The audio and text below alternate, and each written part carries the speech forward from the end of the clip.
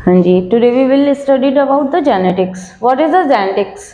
जब भी कोई नया जंतु या कोई नया ऑर्गेनिज्म, एनिमल या ह्यूमन पैदा होता है तो उसमें सारे कैरेक्टर्स अपने पेरेंट्स की तरह होते हैं। पेरेंट्स यानी कि हमारी पुरानी पीढ़ी। तो उस चीज की स्टडी के लिए जो हम एक ब्रांच लेते हैं बायो की, उसे हम बोलते हैं जेनेटिक्स। जेनेटिक्स का मतलब क्या होता है कि कोई भी नया बनने वाला जनरेशन या नया बनने वाला organism same as it is वही कैरेक्टर्स को आगे जाके ट्रांसपोर्ट करेगा जो उसके पेरेंट्स के अंदर होंगे। तो जेनेटिक्स क्या है? Genetics is a branch of biology in which we studied about the transportation of characters. अब बात करते हैं कि सबसे पहले इनकी स्टडी किसने की। तो father of genetics, father of genetics से हमारे मेंडल। अब मेंडल थे, इन्होंने सबसे पहले जेनेटिक्स को पढ़ा। तो इनके दिमाग में क्यों आया कि जेनेटिक्स को पढ़ना चाहिए? एक्चुअली ये एक मैथ्स साइंटिस्ट थे, ये मैथमेटिशियन थे। जब ये अपने चर्च में काम करते थे तो इन्होंने मटर के पौधों की खेती की थी, पी प्लांट्स को ग्रो किया था। जब उन पी प्लांट्स के अंदर इन्होंने वेरिएशंस देखी कि कोई तो प्लांट है वो बहुत टॉल है, कोई ड्वार्फ है और कोई है जो सिमिलर साइज का है। उसके अलावा पी का फ्लावर, उसमें कुछ फ्लावर्स होते हैं वो वायलेट होते हैं, कुछ वाइट होते हैं, और उसके बीच में अगर हम बात करें तो कुछ फ्लावर्स ऐसे भी होते हैं जो पिंक कलर को शो करते हैं।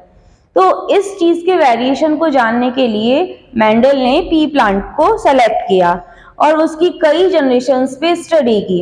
अब पी प्लांट को सेलेक्ट करने के रीजन क्या क्या थे? पहला रीजन, शॉर्ट लाइफ स्पान। जो पी प्लांट होता है उसकी लाइफ केवल 6 मंथ्स होती है। 6 मंथ का मतलब क्या है? एक जनरेशन की स्टडी हम 6 मंथ में कर सकते हैं, तो ईयरली हम उसकी 2 जनरेशंस को इजीली स्टडी कर सकते हैं, उनका कैरेक्टर्स देख सकते हैं। ठीक है, अब इसने कौन कौन से कैरेक्टर्स सेलेक्ट किए पी प्लांट में? तो पहला कैरेक्टर था लेंथ का। लेंथ, 2 तरह के प्लांट्स थे, एक टॉल थे एक ड्वार्फ थे। ठीक है, सेकंड कैरेक्टर आता है सीड। सीड में इन्होंने 2 चीज ली, कलर और शेप। कलर, सीड का जो कलर होता है, 2 कलर आते हैं पी में जनरली, हम लोग भी देखते हैं। एक सीड होता है वो येलो होता है और एक ग्रीन होता है। तो सीड के कलर में येलो और ग्रीन 2 कलर थे। उसके बाद हम शेप की बात करें तो आप लोगों ने भी देखा होगा पी के कुछ, जब हम मटर छीलते हैं तो उसमें कुछ दाने ऐसे होते हैं जो रिंकल्ड होते हैं, सिकड़े हुए होते हैं। तो उन्होंने शेप में 2 शेप ली, एक तो राउंड और एक रिंकल्ड।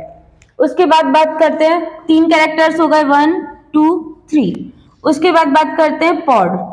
पॉड यानी होता है फली, मटर की फली, उसकी शेप ली। अब ये मटर की फली थी, इसमें भी 2 कैरेक्टर्स थे।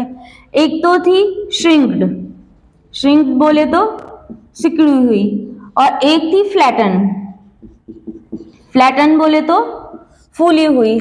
तो 3 कैरेक्टर्स ही हो गए, 4th नंबर का ये और 5th नंबर का ये कैरेक्टर्स हो गए। फिर इसके बाद इन्होंने लिया फ्लावर। फ्लावर में भी 2 कलर थे, एक कलर था वॉयलेट और एक कलर था व्हाइट। ठीक है, कहां से स्टार्ट किया था? लेंथ से। लेंथ के 2 सीरीज थे, कौन कौन से? ट्वेल और डॉर्फ। फिर सीड, सीड में 2 चीजें नहीं, कलर और शेप। कलर के अंदर कौन कौन सा था? Green and yellow. शेप कैसा था? Round and wrinkled. उसके बाद बात करते हैं हम पॉड की या फली की। इसमें भी 2 तरह थे, क्या? एक तो श्रिंक्ड यानी सिकड़ी हुई फलियां थी जिनके अंदर जो सीड होता है या मटर का दाना होता है वो बहुत छोटा होता है, और एक होती है फ्लैटन। फ्लैटन बोले फूली हुई, जिसके अंदर जो मटर का दाना होता है वो अच्छे से ग्रोथ किया होता है। फिर बात करते हैं फ्लावर की। फ्लावर में भी 2 कलर्स थे, एक वॉयलेट और एक व्हाइट। अब ये फ्लावर, ये कैरेक्टर्स हमारे पास कलेक्ट हो गए। इसके बाद उन्होंने जो नेक्स्ट कैरेक्टर रखा वो रखा फ्लावर की पोजीशन का। पोजीशन का बोले तो किसी भी प्लांट में फ्लावर को डेवलप होने के लिए 2 पोजीशन मिलती हैं। एक हमारा पी प्लांट ये रहा और एक पी प्लांट ये रहा, ठीक है। अब अगर इसमें फ्लावर यहाँ उग सकता है या फिर यहाँ उग सकता है, अलग अलग तरह के जितने भी तरह के प्लांट्स होते हैं उनमें फ्लावर को ग्रो करने के लिए अलग अलग तरह की पोजीशंस मिलती हैं। जो ये पोजीशन होती है इसे हम बोलते हैं लेटरल पोजीशन। क्या बोलते हैं? लेटरल। लेटरल का मतलब होता है साइड में।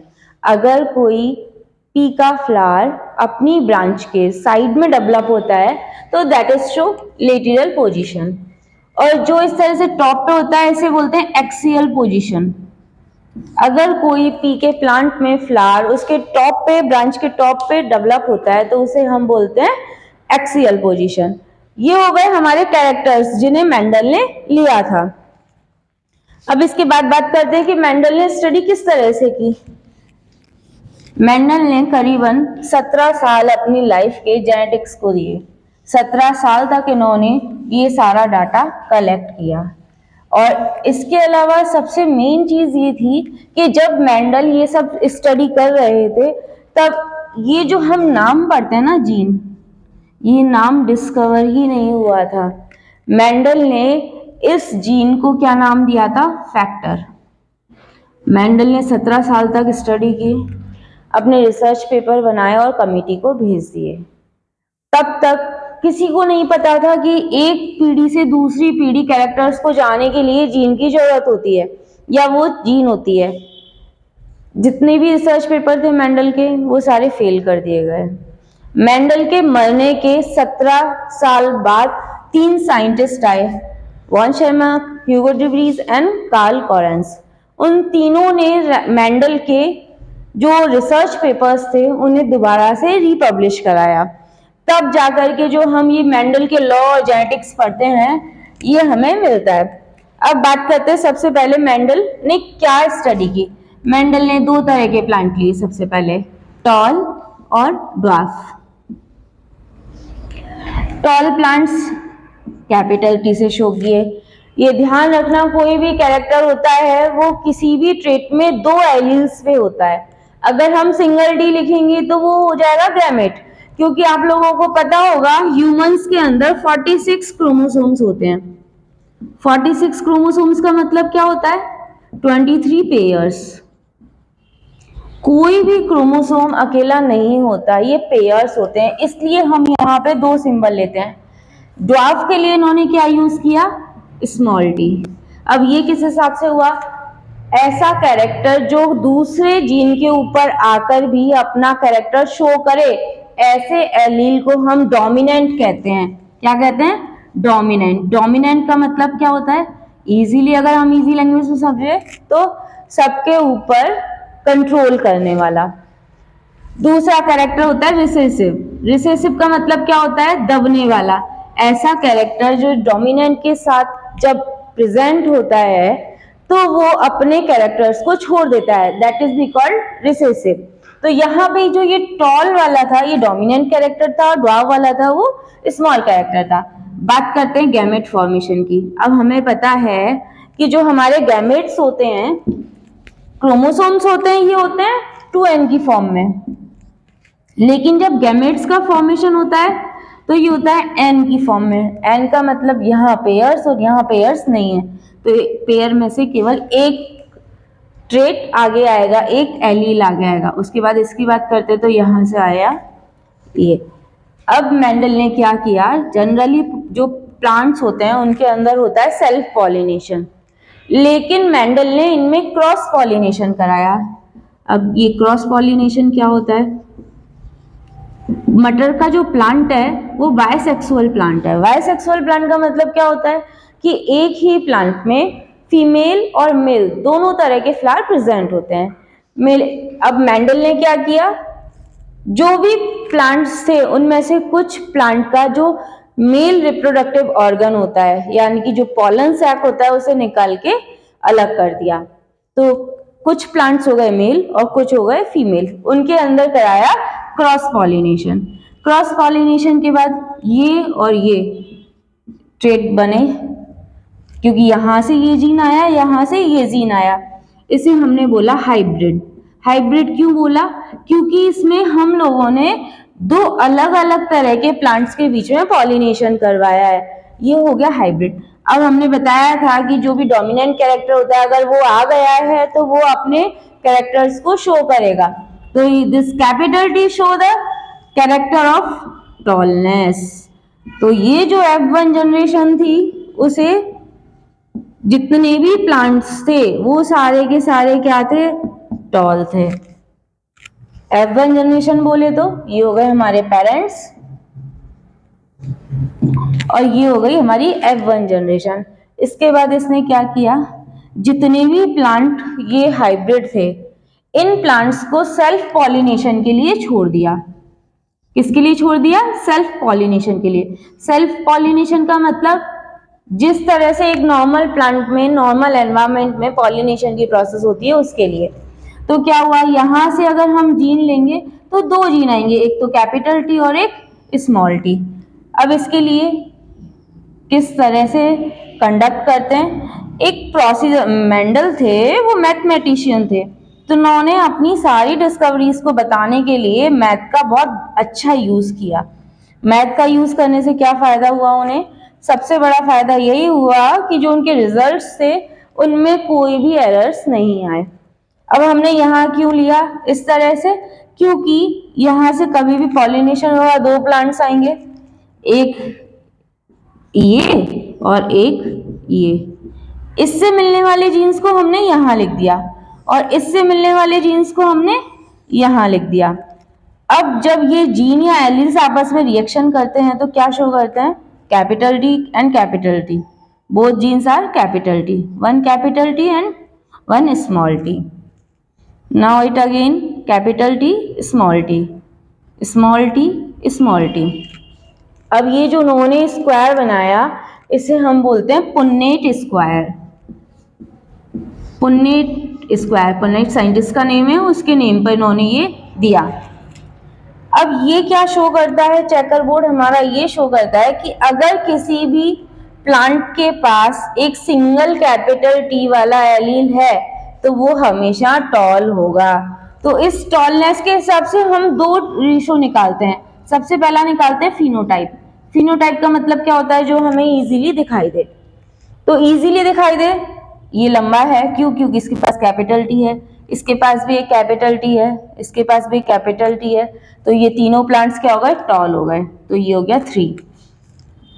बचा ये प्लांट, इसके पास कैपिटल टी नहीं है। क्योंकि इसके पास कैपिटल टी नहीं है यानी कि हमारा डोमिनेंट कैरेक्टर वाला एलील नहीं है, तो ये क्या करेगा? अपने खुद के कैरेक्टर को शो करेगा। हमने बताया था कि अगर रिसेसिव प्लांट होगा तो वो ड्वार्फ होगा। तो हमारा रेशो क्या बना? 3:1। दिस इज फिनोटाइपिक रेशो या फिनोटाइप। फिनोटाइप का मतलब क्या होता है? हमसे बाहर से देख रहे हैं, हमने ये नहीं देखा कि इसकी जीनी स्ट्रक्चर कैसी है, इसके पास कौन कौन से जीन्स है। नेक्स्ट रेशो देते हैं हम जीनोटाइप वाला। जीनोटाइप का मतलब क्या है? हम प्लांट्स का रेशो देखेंगे उनमें प्रेजेंट जीन्स के हिसाब से। ये एक प्लांट जिसके पास दोनों कैपिटल टी हैं, दोनों डोमिनेंट एलील्स हैं, कितने हैं? एक। ऐसे प्लांट जिनके पास एक तो डोमिनेंट एलील है और एक रिसेसिव एलील है, कितने हैं? 1 और 2।